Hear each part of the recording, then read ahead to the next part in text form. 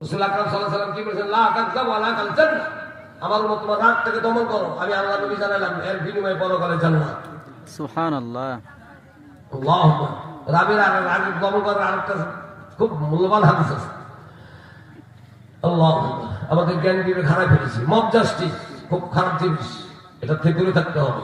কিশোর গায়ের মধ্যে নাম দিলে সর্বনাশ, ইমান আমল বরবাদ হয়ে যাবে। এরা ছিনতাই করে, চুরি করে, ডাকাতি করে, ধর্ষণ করে।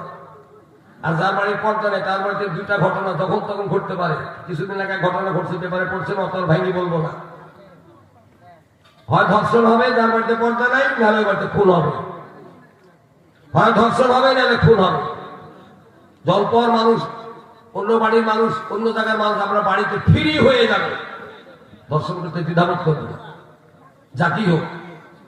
আর যখন ফ্রি হতে না পারবে, ক্ষমতা হবে না, এটা খুন করা বা বাড়িতে ধর্ষণ করা। নামাজ খালি ফরজ না, রোজা ফরজ না, পর্দাও ফরজ। এই ফরজটাকে অ্যাভয়েড করলে আপনার খবর আছে।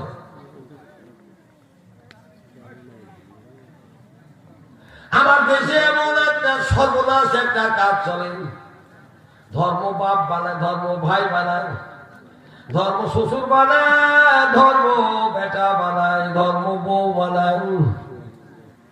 ধর্ম বউ বুঝেন নেই, পরকিয়া প্রেম। কোথায় যাবেন? চরিত্র হারাই গেছে। এবার আসেন শেষে একটা পড়েছে